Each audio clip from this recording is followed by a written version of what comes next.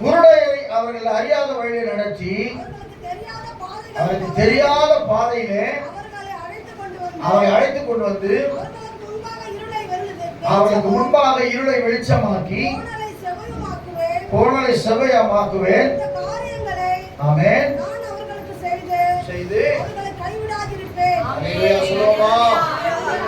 ஆண்டவர் சொல்றார், ஒரு 3-4 வாக்குத்தத்தங்கள் சொல்றார். இதுல குருடர் என்று சொல்லும் பொழுது நல்லா கவனிங்க. இதுல குருடர் என்று சொல்லும் பொழுது 2 விதமான குருடர் இருக்காங்க. ஒன்று கண்ணிருந்தும் குருடரா இருக்கிறவங்க. சில பேர் கண்ணே இல்லாம நான் பார்த்துருக்கேன். ஒரு பொண்ணு அடிக்கடிக்கு யூடியூப்ல பொண்ணு நல்லா அழகாக பாடுது, நல்லா பேசுது. சில பேர் இந்த ரயில்வே ஸ்டேஷனில் போனீங்கன்னா டிக்கெட் இடத்துல உட்காந்து பைபிள் வாசிப்பாங்க, அப்படி தேடி தேடி வாசிப்பாங்க. பார்த்துக்கிட்டீங்கன்னா கர்த்தர் நல்லவர், அவர் கிருபை எங்கும் உள்ளது அப்படின்னு சொல்லி வசனம் வாசினே இருப்பாங்க. அவங்க பாட்டு வாசிப்பாங்க, விருப்பப்பட்டு என்ன கொடுப்பாங்க. சில பாடலும் கூட இயேசுதார பாட்டு தான் இங்கே பிடிச்சி எடுக்கிறாங்க. நிறைய பேர் இயேசு பாருங்க எல்லாருக்கும் உதவி செய்யறவராக இருக்கிறார். சொல்லுவோமா? அப்போ அந்த குருடர்கள் வேற. நான் சொல்ற குருடர்கள் கண்ணிருந்தும் காணாதவர்களாக இருக்கிறாங்க, தேவனுடைய மகிமையை காணாதவர்கள். அப்போ ஆண்டவர் பொதுவா சொல்றாரு, நான் குருடரை அவர்கள் அறியாத வழியிலே நடத்தி, அப்புறம் அவர்களுக்கு தெரியாத பாதைகளிலே அவர்கள் வழி என்ன பாதை என்ன 2 பேர் நல்ல கவனிங்க. வசந்த படிக்கும் உஷாரா படிக்கணும். அறியாத வழி, வழி என்னன்னே தெரியாது. ஆனா இந்த வருஷம் ஆண்டு சொல்ல வழிநடத்துவேன்னு சொல்லியிருக்காரு. சொல்லுவோமா? வழி எங்க போறதுன்னு தெரியல பாஸ்டர், அடுத்து நான் என்ன செய்யணும்னு தெரியல. அதுக்காக இயேசு சொன்னார், நானே வழியும் சத்தியமும் அறியாத வழி. ஆனா ஆண்டவர் நடத்துற பாதை, அந்த ஆண்டவர் நடத்துற வழி உங்களுக்கு ஒரு மாதிரி யோசிக்க வைக்கும். அறியாத வழியா இருக்கும், புது வழியா இருக்கும். நல்லா கவனிங்க. கிறிஸ்துவோடு நடக்கிற வாழ்க்கைன்றது சாதாரணமான உங்களுக்கு தெரியாது. சில நேரங்கள் ஆண்டவர் அனுமதிப்பார், சில அனுமதிக்க மாட்டார். நான் அடிக்கடி இப்போ நான் தான் தெரிஞ்சுக்கிறேன், தேவன் அனுமதிச்சா அந்த காரியம் நடக்கும். தேவன் அனுமதிக்க நமக்குள்ள குழப்பங்கள், போராட்டங்கள், சமாதானம் இல்லாத ஒரு சூழ்நிலை வரும். தேவன் செய்யின்னு சொல்லிச்சுங்க, நம்ம உலகம் சொல்றது பிசாசு சொல்றது வேற. ஆனா ஆண்டுடைய காரியத்துல இதை செய்யின்னு சொன்னா ஒரு பெரிய சமாதானம் வரும். செய்யாதே சொன்னா ஒரு குழப்பம் வரும், விளைவினம் வரும், ஐயோ இல்லடா தப்பான வரும். ஆனா ஆண்டவர் சொல்றாரு, உன்னை அறியாத வழியிலே நடத்துகிறார். எப்படி குருடரை நடத்துகிறாரோ அது போல நம்மை ஆண்டவர் நடத்துகிற தேவனாக இருக்கிறார்.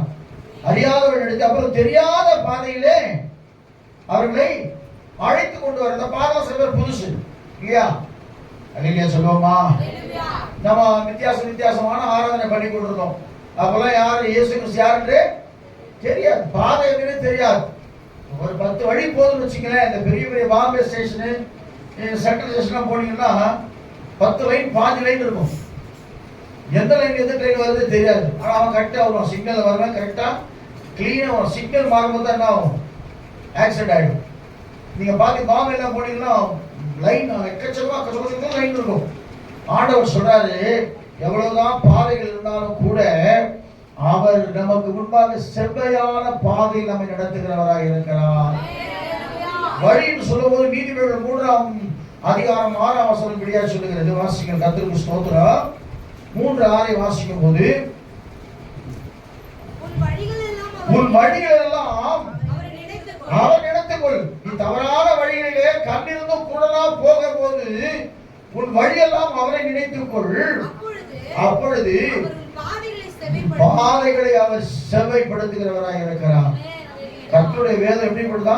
பாதைகளுக்கு வெளிச்சமா இருக்கிறது. நிறைய சொல்லுவோமா? அப்ப ஆண்டவர் சொன்னாரு, நான் ரொம்ப தியானிச்சா நேரம் அதிகமா போயிடும். அப்ப ஆண்டவர் சொல்றாரு, குருடரை அவர்கள் அறியாத வழியிலே நடத்தி அவனுக்கு தெரியாத பாதையிலே. நல்லா கவனிங்க. இயேசு கிறிஸ்துவுக்கு ஒரு குணாதிசயம் தெரியுமா? தேவனுக்குள்ள குணாதிசயம் வேதம் சொல்லுகிறது, அவரே அடிப்பார், அவரே காயம் போடுவார். பிள்ளைங்களை தாயார் சேர்ந்து அடிச்சுட்டு வச்சுங்க, அவங்க என்ன பண்ணுவாங்க? கட்டி பிடிச்சிங்க, ஐயோ என் பையனை அடிச்சிட்டேன், ரொம்ப அடிச்சிட்டேன் பாஸ்டர், ரொம்ப கஷ்டமாக அழுவாங்க உட்காந்து. அது மாதிரி ஆண்டு அப்படிதான். சில இடத்துல கோபத்தில் என்ன செய்வாரு? தண்டிக்கிறவர். எசேக்கியேல் 7:9 வாசிக்கலாம். கர்த்தருக்கு ஸ்தோத்திரம். எசேக்கியேல் தீர்க்கதரிசன புத்தகம் 7:9 வாசிக்கும் போது வேதம் இப்படியாக சொல்லுகிறது, அவர் அடிக்கிறவர். எசேக்கியேல் 7:9 தக்க வர பண்ணுவேன், வந்திருக்கும்.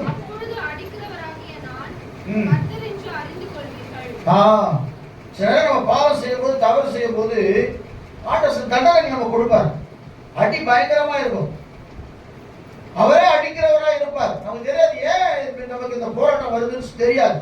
ஆனா வேதம் சொல்லுகிறது, அதே யோபு புஸ்தகத்தை நம்ம வாசிக்கும் போது 5ஆம் அதிகாரம் 18ஆம் வசனத்தை வாசிக்கும் போது வேதம் இப்படியா சொல்றது, அவரே அடித்து அவரே நம்மை காயப்படுத்தி காயம் கட்டுகிறார், அவர் அடிக்கிறார், அவருடைய கை ஆற்றுகிறது. அலையா சொல்லுவோமா? அப்ப என்ன அர்த்தம்னா, தகப்பன் சிட்சியாத புத்திரன் உண்டோ? அலையா சொல்லுவோமா? எந்த ஒரு தகப்பன் தன் பிள்ளைகள் தவறு செய்யும் போது தண்டிக்காம இருக்கிறானோ அந்த பிள்ளைகள் நிமித்தம் அவனுக்கு என்ன செய்யணும்? பின்னாடி உபத்திரமும் அதிகமாக. ஒரு பிள்ளையை பிரமால அடிச்சுதான் அடிக்காதுக்கா, அடி அவன் சாக மாட்டான். பயந்து பெரும்பால் அடிச்சு என்ன செய்யணும்? திருத்தம். தகப்பன் சிட்சியாக புத்திரன் உண்டோடு பயம். என்ன சில நேரங்களில் ஆண்டவர் அவர் எந்த பாதையில் நம்ம நடத்துறாரு, எந்த வழியில் நம்ம கொண்டு போறோம் நமக்கு தெரியவே தெரியாது. ஒரு 30 வருஷத்துக்கு முன்னாடி நான் எப்படி நடப்பேன் எனக்கு தெரியாது. ஆனா அவரை உறுதியாய் பற்றி கொள்ளும் பொழுது அவர் நடத்துகிற வழியும் பாதையும் உனக்கு தெளிவாய் தெரியும். அலையா சொல்லுவோமா? வழி எதுன்னு தெரியல ஆண்டவரே, எது எப்படிதான் நடக்க போறது தெரியலையே அப்படின்னு சொல்லி ஒரு வேலை நீ உட்கார்ந்து கொண்டிருக்கலாம். ஆண்டவர்கிட்ட கேளுங்க, நீயே காயத்தை ஏற்படுத்தி காயத்தை கட்டுகிறவனா இருக்கிற ஆண்டவர். அப்ப அந்த வழியில போகும்போது நமக்கு அடிய விழாது. இரண்டாவது அவர் குறிச்ச ஒரு வசனம் சொல்லுகிறது, சும்மா ஒரு இது மட்டும் சொல்றேன், அவரே நம்ம சிட்சிக்கிறாரா, அவரே நம்ம நேசிக்கிறவரா இருக்கிறார். நீதிமொழிகள் புஸ்தகம் 3ஆம் அதிகாரம் 12ஆம் வசனத்தை வாசிக்கும் போது, வெரி குட், தகப்பன் தன் நேசிக்கிற பிள்ளைகளை சிட்சிக்கிறது போல கர்த்தர் யாரிடத்துல அன்பா இருக்கிறார்களோ, அல்லேலூயா, ரொம்ப வித்தியாசமா இல்லை. ஆண்டவர் மேல யார் அன்பா இருக்கிறாங்களோ அவங்க தான் போராட்டம். நான் சொன்னல பிசாசுக்கார அந்த மாதிரி கதை. நீங்க ஜெபிக்காம, வேதம் வாசிக்காம, துதிக்காம, தேவனுக்கு உண்மை இல்லாம அப்படியே சபைக்கு வருது, அப்படியே போறது, அப்படியே படுகிறது, அப்படியே தூங்குறது, ஒரு ஜெபம் இல்லை, ஒரு கிரமமான ஜெப வாழ்க்கை இல்லை அப்படின்னு சொல்லி நீங்க இருந்தீங்கன்னா, உங்க சுயத்தினால இருந்தீங்கன்னு சொன்னா என்ன நடக்கும்? ஒண்ணுமே நடக்காது. நல்லாதான் இருப்பாங்க. அவங்க நீங்களே பாருங்க, உலகத்தாளர்கள் பாருங்க. நம்ம என்ன சொல்றோம், நான் தான் உபவாசம் பண்ணி ஜெபிக்கிறேன், எனக்குதான் போராட்டம் அதிகமாகுது. அவன் பாருங்க ஜாலியா இருக்கிற பாருங்க, ஜாலியா தண்ணி வச்சுட்டு ஜாலியா தண்ணி சுத்திக்கிறேன். அல்லேலூயா. எப்படி இருக்கான் பாருங்க, சந்தோஷமா அப்படி பார்க்காதீங்க. ஏன்னா இந்த தகப்பன் நம்மை சிட்சிக்கிறாருன்னு சொன்னா உனக்கு ஒரு மேன்மைக்காக அவர் சிட்சிக்கிறார். அல்லேலூயா சொல்லுவோமா? நம்ம பிள்ளைகளை படிக்க படிக்க படிக்கன்னு சொல்ற எதுக்காக சொல்றாங்க? ஞாயிற்றுக்கிழமை கூட டியூஷன் எடுக்கிறாங்க. அல்லேலூயா. ஞாயிற்றுக்கிழமை கூட டியூஷன் படிச்சு ஆகணும் அப்படின்னு போய் பண்றோம். எதுக்கு? பின்னாட்கள் அவன் என்ன செய்வான்? ஏதாவது நல்ல பதவியில வரும்போது அது மற்றவருக்கு சந்தோஷமா இருக்கு. அல்லேலூயா சொல்லுவோமா? அப்ப என்னன்னா, ஆண்டவர் எதற்காக இந்த காரியத்தை செய்யறாருன்னா, இவர் சொல்றார், குருடரை அறியாத வழியில நடத்தி அவனுக்கு தெரியாத பாதைகளில் அவர்களை நான் அழைத்து கொண்டு வருகிற தேவனாய் இருக்கிறேன். ஒருவேளை உங்க வாழ்க்கையில வழி என்று எதுவுமே தெரியலப்பா, நான் கலங்கி போய் இருக்கிறேன்னு சொன்னியா, இன்னைக்கு தேவ சமூகத்துல அவரிடத்துல உன்னை ஒப்புக்கொடு. வசனத்துல சங்கீத புஸ்தகம் என்ன சொல்லு? அவரே காரியங்களை திடமனதாய் இருந்து கர்த்தருக்கே காத்திரு, கர்த்தருக்கு காத்திரு, அப்பொழுது அவன் இருதயத்தில் வேண்டுதல் உனக்கு. 37ஆம் சங்கீதமா வாசிங்க. 37 கர்த்தருக்கு ஸ்தோத்திரம். 37 34 வாசிங்க, வேகமா வாசிங்க. கர்த்தருக்கு ஸ்தோத்திரம். நீங்கள் எல்லாரும் திடமனதாய் இருங்கள். இதை ஆண்டவர் சொல்றாரு. நிறைய இடத்துல நீங்க பார்த்தீங்கன்னா பயப்படாது, விசுவாசம் உள்ளவனாக இருந்தவர் இல்லையா சொல்லுவோமா? கவனிக்கலைங்க, அந்த பிள்ளை இறந்து போயிருக்குது. அந்த மனுஷன் கூட்டி கொண்டு போறான். நீர் என் பிள்ளை மேல் கையை வையும். அப்பொழுது பிள்ளை பழைய வருஷம் வராது. வரும்போது பிள்ளை செத்து போயிடுது. செத்து போகும்போது எல்லாம் அழுகுறாங்க. சில பேர் என்ன செய்யறாங்க, டவுட்டா பாக்குறாங்க, இவர் போய் என்ன செய்ய போறாரு தெரியும், இயேசு கிறிஸ்து சொல்லி பாக்குறாங்க. சில பேர் சிரிக்கிறாங்க. ஆனா அவனை பார்த்து ஆண்டவர் ஒரே ஒரு வார்த்தை, பயப்படாது, விசுவாசம் உள்ளவனாயிரு, திடமனதாயிரு, உண்மை உள்ளவனாயிரு. ஆண்டவர் சொல்றாருன்னா நம்மளை எச்சரிக்கிறார் சொல்லி அர்த்தம். அல்லேலூயா சொல்லுவோமா? வாசமான வசந்த கர்த்தருக்கு காத்திருக்கிற தேவ பிள்ளையே, உன்னுடைய வழி என்னவென்று தெரியாதபடிக்கு, ஒரு பாதை என்னவென்று தெரியாதபடிக்கு, ஒரு குருடனை போல எனக்கு வழி தெரியலையேன்னு சொல்லி கலங்கி கொண்டிருக்கிற தேவ பிள்ளையே, ஆண்டவர் சொல்றாரு, கர்த்தருக்கு காத்திருக்கிறவர்களே, நீங்கள் எல்லாரும் திறமனதாயிருங்கள், இருதயத்தை ஸ்திரப்படுத்துவார். இன்னொரு வசனமா 37 சங்கீதமா, திடமனதாயிருந்த கர்த்தருக்கே காத்திருக்கணும் வசனம். உன் வழியை கர்த்தருக்கு ஒப்புவித்து அவர் மேல் நம்பிக்கையாயிரு, அவரே காரியத்தை வாங்கி செய்வார். அல்லேலூயா சொல்லுவோமா? ஆமா, வழிக்கு கலங்கிற நேரத்துல உன்னை பாதுகாக்கிறார். 2 காரியத்தை செஞ்சுட்டு ஆர்டர் அடுத்தது சொல்றாரு, தேவனுக்கு மகிமை உண்டாகட்டும், அவர்களுக்கு முன்பாக இருளை வெளிச்சமா மாற்றுவார். எவ்வளவு வசனம் இல்லையா? கர்த்தருக்கு ஸ்தோத்திரம். தேவன் வெளிச்சமா இருக்கிறார், அவர்கிட்ட இருளே இல்ல. இப்ப இந்த லைட் எல்லாம் இருக்குது, ஆஃப் பண்ண ஆயிடும். உன்னுள் இருக்கிற வெளிச்சம் இருளாகாதபடிக்கு நீ எச்சரிக்கையா இருக்கு. பைபிள் அல்லேலூயா சொல்லுவோமா? எப்பெல்லாம் நம்ம இருளா மாறுவோம்? சாத்தான்னு சொல்லும்போது அது இருள இருக்கிறவன். சாத்தான் நீங்க பாருங்க, இருள தான் அதிகமா விரும்புவோம், நைட்ல தான் அதிகமா கிரியை செய்வோம். வசனம் சொல்லுது இல்லையா, இரவின் பயங்கரத்திற்கும் அப்படின்னா இரவுல தான் பயங்கரத்தை உண்டாக்குவோம். அப்ப என்ன வருது, இரவுல ஒரு பயம் வரும். நம்ம பகல பயம் இருக்கு. இப்போ வீட்டுக்கு போங்க, இப்போ 1 மணிக்கு சர்ச்சைக்கு முடிச்சுட்டு வீட்டுக்கு போக பண்ணுங்க. சார் பயமா இருக்குப்பா சார், எப்படி போகுது அப்படின்னு சொல்லுங்க. அது இருட்டில் 1 மணிக்கு அமிச்சா இருட்டில் எப்படி போறதுப்பா சார், பேய் இங்கே என்ன பண்ணுறது அப்படின்னு சொல்லுவோம் இல்லையா? அதுதான் ஆண்டவர் நம்ம வாழ்க்கையில பிசாசுக்கு ஆண்டவர் விட்டு விலகும் போது ஒரு இருள் நம்மை சூழ்ந்து கொள்ளணும். அதனால அவர் சொல்றாரு, அப்படிப்பட்ட இருள் உனக்குள்ள இருக்குமானால், ஒருவேளை தேவனை விட்டு தூரம் நல்லா கவனிங்க. கர்த்தருக்கு ஸ்தோத்திரம்.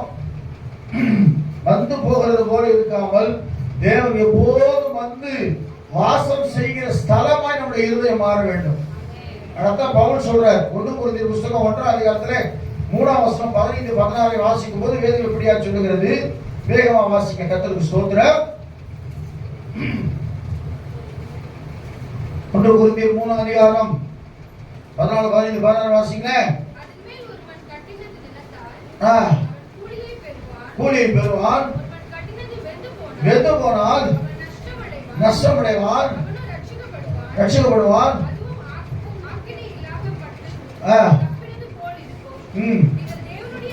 நல்ல கவனிக்க. சில சம்பவம் ஃபுல்லா படிச்சு பாருங்க, வீட்டில் சொல்லு. அது கடைசி வரைக்கும் அதை பாதுகாக்கணும். ஆண்டவர் கொடுக்கிற இந்த காரியத்தை மண்பாண்டங்களை வச்சுக்கிறத போல வச்சு நம்ம பாதுகாக்கிற தேவ பிள்ளைகளா இருக்கணும். சொன்னார், தேவனுடைய ஆலயம் பாத்தீங்களா, நீங்கள் தேவனுடைய அல்லேலூயா சொல்லுவோமா? பக்கத்துல சொல்லுங்க, நீங்க தேவனுடைய, நீங்க ஒரு சர்ச்சி. அதனால நாங்க சர்ச்சுக்கு வந்து போய் வீட்டுல நீங்க ஒரு ஆலயமா இருக்கிறீங்க. அல்லேலூயா, நீங்க ஒரு ஆலயமா இருக்கிறீங்க. கர்த்தருடைய ஆவியானவரில் வாசமா இருக்கிறார் என்பதை அறியாது இருக்கிறீர்களா? உசாரா இருங்க. அதே சொல்லணும். ஆமென். அல்லேலூயா சொல்லுவோமா? நீங்கள் தேவனுடைய ஆலயமா இருக்கிறீர்கள் என்றும் தேவனுடைய ஆவியுடைய வாசமா இருக்கிறார் என்றும் அறியாது இருக்கிறீர்களா? ஒரு தேவனுடைய ஆலயத்தை கெடுத்தால் அவனை தேவன் கெடுப்பார். தேவனுடைய ஆலயம் பரிசுத்தமாய் இருக்கிறது, நீங்களே அந்த ஆலயம். நீங்க சொல்லுவோமா? பவுல் அழகா சொல்றாரு, தேவனுடைய ஆலயம் யாரு? நீங்க தான். உங்களுக்குள்ள தேவ ஆவி இருக்கிறது, தேவனுடைய அபிஷேகம் இருக்கிறது, தேவனுடைய வல்லமை இருக்கிறது. எதுக்கு நம்ம ஜெபம் பண்ணும்போது கர்த்தர் நம்மளுக்குள்ள அற்புதங்களை செய்யறார், பிசாசுகளை துரத்துறாரு, வியாதி சுகமாகுது, பலவீனத்துல ஆண்டவர் மாத்துறாரு. நம்ம போய் ஜெபம் பண்ணா நடக்குது அற்புதம் சொன்னா காரணம் சொன்னா பரிசுத்த ஆவியானவர் நம்மோடு கூட இருக்கிறதுனால அவர் சொல்றாரு, தேவனுடைய ஆலயமா இருக்கிறபடினால நாமக்குள்ள ஒரு வெளிச்சம் எப்போதும் காணப்படணும். கலங்கரை விளக்கத்தை பார்த்தா வருவாங்க. கடல்ல போய் தண்ணீரை பார்த்தீங்களா, அவங்க நடுக்கல்ல பார்த்தாங்கன்னா அந்த லாங்கில் இருக்கிற கடற்கரையோட வெளிச்சம் சுத்தமா செய்யும். ஓ, இங்க இந்த இடத்துல என்ன இருக்குது, தரை இருக்கிறது. அது மாதிரி உள்ள நோக்கி கர்த்தர் ஓடி வரும். அன்னைக்கு சொல்லுமா, கர்த்தருடைய பிள்ளைகள் ஓடி வருமா, இவங்க வெளிச்சமா கர்த்தர் மாத்த போறார். அதான் வேதம் சொல்லுகிறது. ஏசாயா 60 20 60 19 20 வாசிக்கும் போது, சீக்கிரம் வாசிங்க. பகலிலே வெளிச்சமா இராமலும், அதை விட்டுருங்க. ஆண்டவரால் உருவாக்கப்பட்டதுதான் சூரியனும் சந்திரனும். அதுவே உனக்கு வெளிச்சம் கொடுக்காது. எப்படி எப்ப கொடுக்காது சூரியன் நமக்கு வெளிச்சம்? சொல்லுங்க, எப்ப வெளிச்சம் கொடுக்காது சூரியன் நமக்கு? எப்ப கொடுக்காதுன்னு பகலா இரவு புத்தகமா சொல்றீங்க. சிலத்துல மழை மேகம் மூணு என்ன ஆயிடும். சூரியன் எவ்வளவு பெருசு தெரியுமா? இந்த பூமியை விட கோடி மடங்கு பெருசாது, லட்சம் மடங்கு பெருசாம். அதாவது ஒரு பெரிய பந்துல பூமியை வந்து ஒரு கடுகு மாதிரி தான் இருக்குதான். அப்ப அவ்வளோ பெரிய சூரியனையே ஒரு சாதாரண மேகம் மறைச்சிருக்கு. அதான் ஆண்டவர் சொல்றாரு, சூரியன் கூட நம்பாத, சந்திரனை கூட நம்பாத, நான் தான் உனக்கு வெளிச்சமா இருக்கிறேன். நீங்க சொல்லுவோமா? வாசிப்ப வாசிக்க வசந்த, கர்த்தரே உனக்கு நித்திய வெளிச்சமும் உன் தேவனே உனக்கு மகிமையுமா இருப்பார். உன் சூரியன், உனக்குன்னு ஒரு சூரியன் இருக்கிறார். நான் சொல்ற சூரியன் இயேசு கிறிஸ்து, நீதியின் சூரியன். அல்லேலூயா சொல்லுவோமா? உனக்கு ஒரு சூரியன் இருக்கிறார், வேற நினைச்சுக்காது. ஆண்டவர் சொல்ற, உனக்குன்னு ஒரு சூரியன் இருக்கிறார், நீதியின் சூரியனாகிய இயேசு கிறிஸ்து சொல்றாரு, உன் சூரியன் நீ அவர் அஸ்தமிப்பதே கிடையாது. அவர் தான் சொல்றாரு, நான் உன்னை விட்டு விலகுவதும் இல்லை. அவர் தான் சொல்றாரு, அஸ்தமிப்பதில்லை, மறைவதுமில்லை, நித்திய வெளிச்சமா இருப்பார். துக்கம் என்ற இருளை மாற்றுவதற்கு இயேசு இருக்கிற வெளிச்சம் உனக்குள்ளே காணப்படும்படியாக கர்த்தர் செய்ய போறார். சொல்றாரு, என்ன சொல்றாரு சொன்னா, நல்ல கவனிங்க. உன்னுடைய இருளை வெளிச்சமா மாற்ற, உங்களுக்கு முன்பாக இருக்கிற இருள், உனக்கு முன்னாடி ஏதோ ஒரு இருள் நிக்குது. எத்தனை பேர் தெரியல? ஏன் தடை, ஏன் போராட்டம், ஏன் வேதனை, ஏன் பிரச்சனை? உனக்கு முன்னாடி ஒரு இருள் நிக்குது. இல்லையா சொல்லுமா? நான் சொன்ன சாட்சி, ஒருத்தக்காக ஜெபம் பண்ண போனேன், ஒரு தம்பிக்காக ஜெபம் பண்ண போகும்போது ஒரு ஆண்டு வெளிப்பாடு கொடுத்தாரு. தம்பி ஏதோ ஒரு கட்டி வச்சுக்கிற மாதிரி, ஏதோ கட்டப்பட்ட மாதிரி இருக்கிறார். திடீர்னு அவங்க அப்பா எடுத்து போட்டோ காட்டுறீங்க, காட்டிட்டு பாஸ்டர், அந்த தம்பி திடீர்னு நைட்டில் எழுந்து அப்படி ஃபோட்டோ எடுத்துருக்கிறான். காட்டினா அந்த ஃபோட்டோ முன்னாடி ஒரு பெரிய உருவம், கரிய உருவம் நின்று. எனக்கே ஆச்சரியம் ஆச்சு, அவ்வளோ பயங்கரமாக நிற்கிது அந்த உருவம். நீங்கள் நினைக்காதீங்க, சில பேருக்கு வந்து நம்ம நினைக்கிறோம், நான் விசுவாசிக்கிறீங்க, நம்மளை சுற்றி யார் இருக்கிறாங்க? தேவதூர். இப்போ காற்றுல நீங்கள் பாருங்க, ஒரு ரேடியோ இருந்துச்சுங்க, சேனலை மாற்றினா வந்து நமக்கு என்ன விஜய் டிவி வேணுமா, ராஜ் டிவி வேணுமா, நம்ம இந்த டிவி நம்ம போடுறோம். டிவி போடல, சரண் அந்த சேனல் மட்டும் வருது. காரணம்னா இங்கே தான் உலாத்துருக்கு, எல்லாமே இங்கே தான் உலாத்துருக்கு. அப்போ நம்ம எது தேவை நம்ம திரும்ப போது உள்ள வந்துடுது. ரேடியோ கூட பாருங்க, ஆல் இண்டியா ரேடியோ இருக்குது, அப்புறம் ரேடியோ வேற சேனல் திரும்பிடுவாங்க, அதை விட்டா வேற பாட்டு, இது கூட சிலோன் பாட்டு வரும்.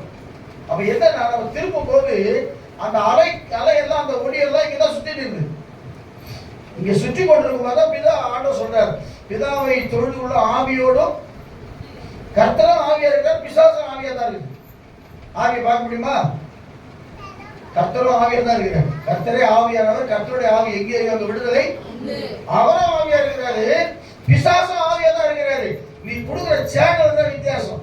இயேசுவை கூப்பிட்டா இயேசு வருவார், பிசாசு கூப்பிட்டா பிசாசு வரும். அல்லேலூயா. புரியுதா? யாரை நீ கூப்பிடுறியோ அவங்க தான் நிற்பாங்க. நல்லா கவனிங்க. இங்க முன்னாடி, உனக்கு முன்னாடி நிற்கிற நிழல் மாறணும்னா இயேசு என்ற வெளிச்சத்தை நீ கூப்பிட வேண்டும். பாட்டு பாட பாரு, கூப்பிடு நீ பதில் கொடுப்பார், குறைகள் எல்லாம் நிறைவாக்குவார்.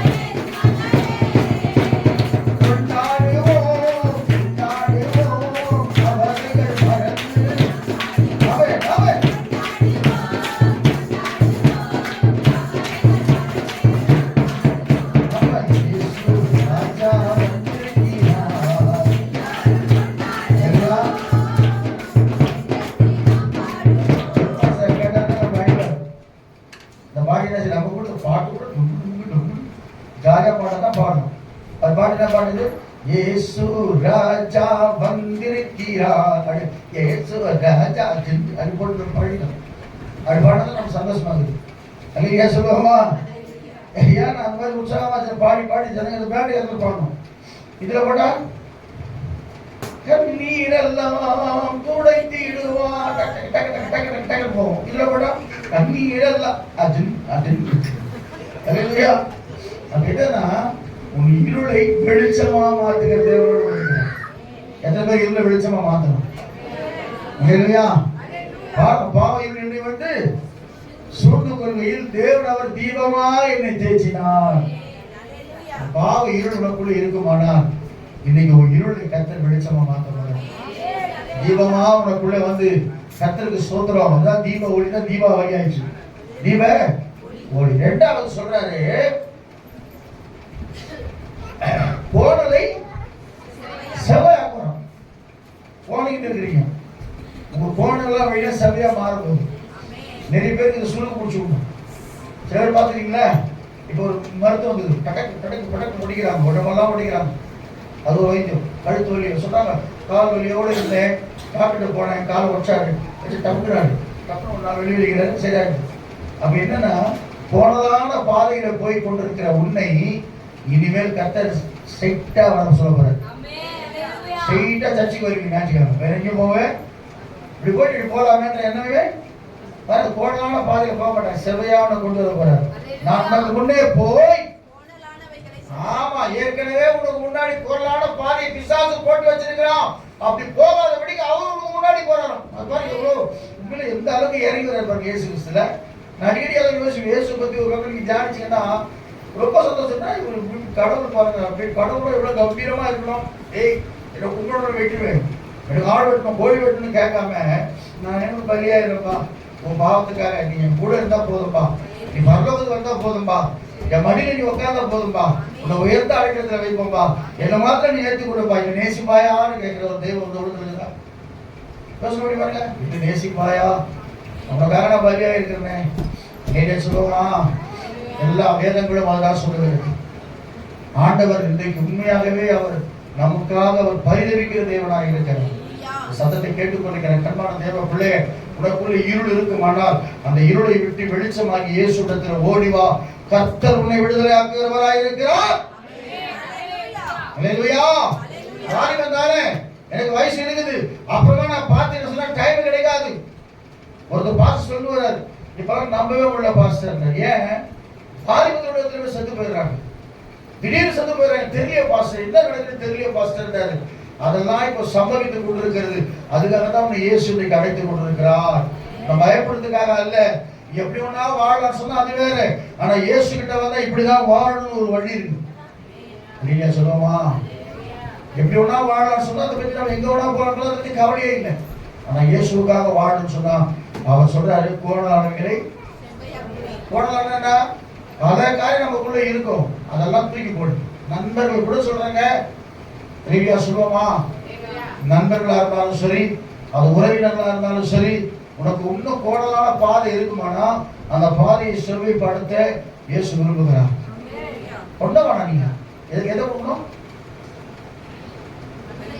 நீங்க கொடுத்துருங்க. ஏசப்பா இந்த இருதயம் ஃபுல்லா உனக்குதான். நீங்க வந்துருங்க, உள்ள போதும். நீங்க வந்துட்டா அவர் கோணலானவை செவ்வையாக்குவார், இருளை வெளிச்சமா மாத்திட்டு என்ன சில கடைசியா இந்த காரியங்களெல்லாம் நான் செஞ்சுட்டு அவர்களை கைவிடாது இருப்பேன். யோசனை பண்ண வசந்தா வாசிக்கும் போது அதுக்குள்ளே டிஸ்டர்பன்ஸ் ஆகிடுச்சு. இன்னும் தியானிக்கலான்னு பார்த்தேன். ஆண்டவர் நல்லா பேசுறாரு, நல்லா தெரியுது, உட்காந்து அப்படியே கேட்டுக்கிட்டே இருக்கிறேன். அப்பதான் சொல்றாரு, இவ்வளோ காரியத்தை செஞ்சுட்டேன். அதான் சொல்ற காதார கேட்டும் செவிடராக இருக்கிறாங்க, கண்களினால பார்த்தோம் திருடராக இருக்கிறாங்க, இருதயம் குத்தப்படலை. எனக்கு அன்பான தேவ பிள்ளை, இந்த காலவெளியில கர்த்தருக்கு ஸ்தோத்திரம், தேவனுக்கு மகிமை. எப்படி ஒன்னா இருக்கலாம், எப்படி ஒன்னா வாழலாம்னா அது இயேசுக்காக வாழ்கிற வாழ்க்கை அல்ல. இப்படித்தான் வாழ வேண்டும் என்று சொல்லி ஒரு பாதை நமக்குள்ளே வகுத்து கொண்டு நாம போகும்போதுதான் கர்த்தர் நம்மோடு கூட இருக்கிறார். நீங்க சொன்னோமா? இந்த தேவனை யார்கிட்ட கொடுத்துக்கிறீங்க? யார்கிட்ட கொடுத்தீங்க? ஆண்டவர்கிட்ட கொடுத்துருங்க. இயேசுதான் என் இருதயம், இயேசுதான் என் ரட்சகர், இயேசுதான் என் ஜீவன், இயேசுதான் கிறிஸ்டியனுக்கு ஜீவன். தைரியமா சொல்ற பவுல். ஏன் தெரியுமா? ஆண்டவரே, நல்ல போராட்டத்தை நானே ஓட்டத்தை இது முதல். இப்படி யாராவது சொல்ல முடியுமா? நம்ம வாழ்க்கையில நல்ல போராட்டம் எல்லாம் பினிஷ் பண்ணிட்டேங்க. எத்தனை ஆத்மா ஆதாயம் பண்ணிக்க தெரியுமா? குறைஞ்சது ஒரு 1000 ஆத்மா ஆதாயம் பண்ணுங்க சொல்ல முடியுமா? அப்பெல்லாம் கடல் வழி தான் போகணும், நடந்து தான் போகணும், ஃபிளைட் கிடையாது. ஃபர்ஸ்ட் ராஜஸ்தான் போலாமா? ஓகே, 2 ஹவர்ல ராஜஸ்தான் இருப்போம், 3 ஹவர்ல ராஜஸ்தான் இருப்போம். ஆனா அப்போ அப்படி கிடையாது. ஒவ்வொரு தேசமா நடந்து நடந்து நடந்து நடந்து. அல்லேலூயா, அல்லேலூயா. காரணம் பாருங்க, கர்த்தருக்கு ஸ்தோத்திரம். யாக்கோபு எப்படி போறான்? நடந்துதான் போறான். யாக்கோபை போல் போகும் பாதையில் பொழுது பட்டு ராவிருள் வந்து மூடின. பொழுது பட்டு ராவிருள் வந்து மூடின. தூக்கத்தால் நான் கல்லில் சாய்ந்து தூங்கும் போதும் என் கனாவில்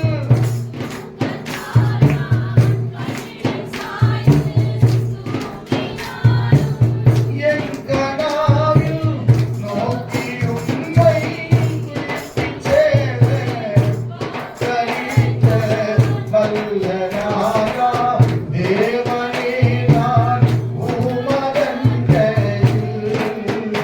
இன்னும் நெருங்கி சேவகே ஆவல் பூமியில். இன்னும் நெருங்கி சேவகே ஆவல் பூமியில். மாவலிய கோரமான வன்சிலுவை மீதில்தான். மாவலிய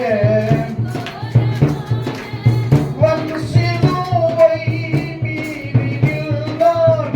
ஒரு துங்க நேரினோ ஆவலாயும் அண்டை சேர்வேன். தேவனே, நான் உமதண்டையில் இன்னும் நெருங்கி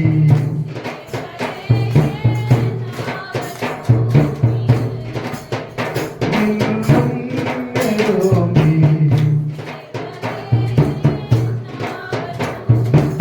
நம்ம வாழ்க்கையில ஆண்டவரே, ஆவலா நான் கிட்டி சேர்ந்தோம்மா, உன் கூடவே இருக்கிற ஆண்டவரே, நீங்க என்னோடு பேசுற ஆண்டவரே.